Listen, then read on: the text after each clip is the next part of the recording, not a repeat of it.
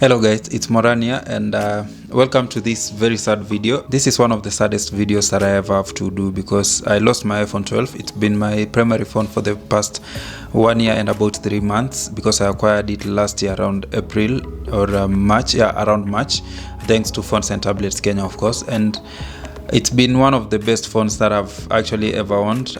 With the world of smartphone, of course, I started with the iPhone 5 back in 2017. Shakil Kano, one of my friends, actually understands how excited I was to acquire my first iPhone. Then I acquired the iPhone 6s back in 2020. And I lost it in 2021 again. I lost it to conmen in Nairobi. I think I've told that story on Twitter, how I was the phone was taken from the box and I was left with the box, and I thought I had the phone with me, but I lost it. Just a few days ago, I was coming from KU. Thanks to God, I didn't have the camera on me, I didn't have the laptop on me and all that. So yeah, it was one of the saddest incidents that I've had with the matters of smartphones. So yeah, my iPhone 12 is gone. I am in quite a situation where I cannot acquire like another iPhone, even iPhone 12, because it's even already out of the market anyway.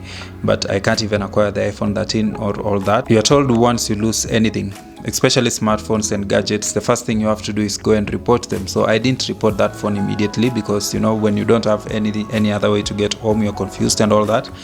Being almost the fourth or the fifth phone that I'm losing in Nairobi, I haven't even done the count.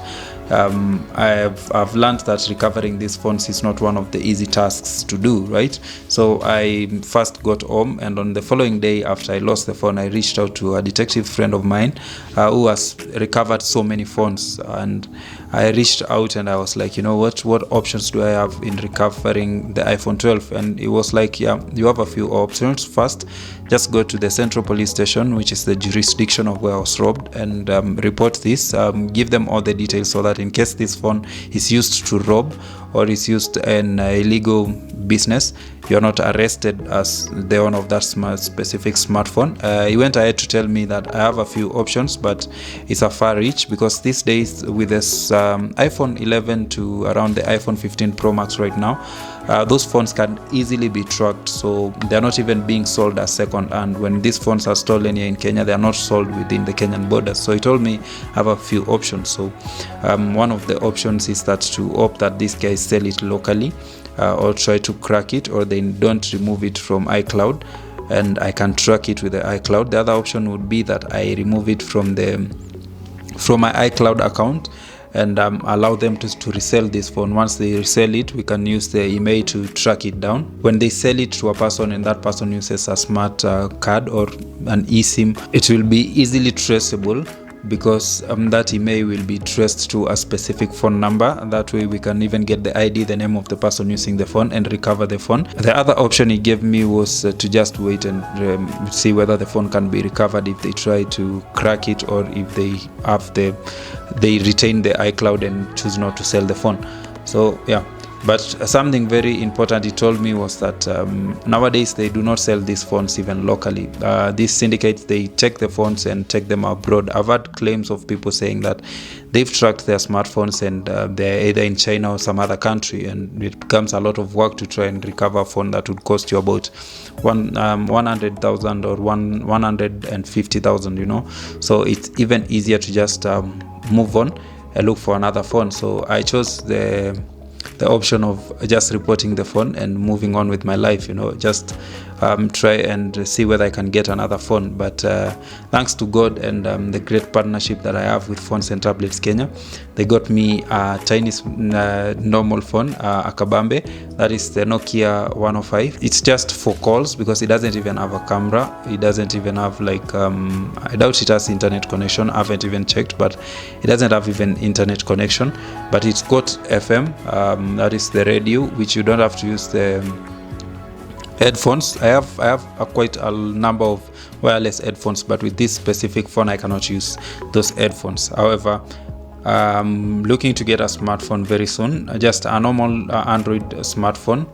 But this has hit me hard because that phone was critical and very important to me, because as a content creator and influencer, Sometimes you find that you need to shoot very fast, and even these bureaus that I do when I'm like doing a product and I have to shoot those kind of how do we call them, the overlayers. I used to use that smartphone to do it because I have a gimbal for it.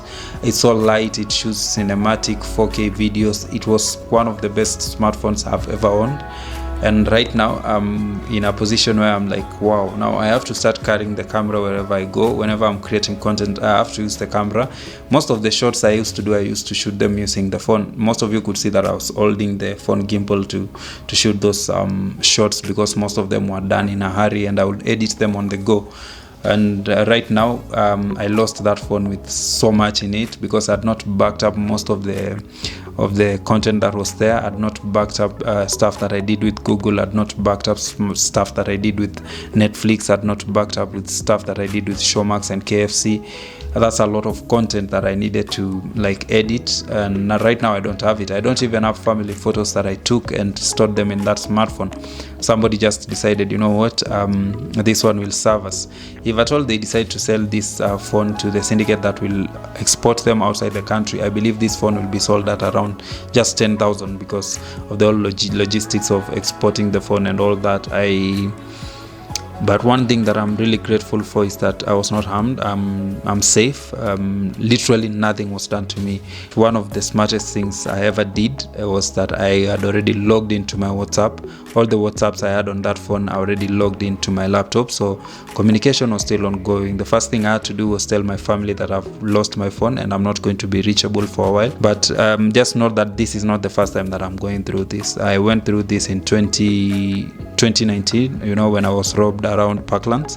That one was like a kidnap abduction kind of scene, where a car just stops and they tell you to get in, show you a gun, and you get in and they rob you. The other one was snatching through matatu windows severally. That was like 3 times, most of the times when I was coming towards Kiambu. So just when I bought the Kiambu matatus, as they passed through archives where Super Metro is, twice phones have been snatched there twice. The other one was I was conned, and the first time I ever lost a phone was in Kongoya Market back in the day when I worked in Kongoya Market. And I think I sat in those mitumba stands, and the phone just slipped out and somebody picked it. My mom was very pissed back in the day. So I guess it's a sign that I should get the iPhone 15 Pro Max, because this phone is stolen just 2 days after the iPhone releases the iPhone 15 Pro Max. I don't know, but I feel like it's probably a sign for me to get the iPhone 15 Pro Max. What do you guys think? And do you think that there's a way in which I can recover that phone that is easier than the methods that I've given? So guys, that's it.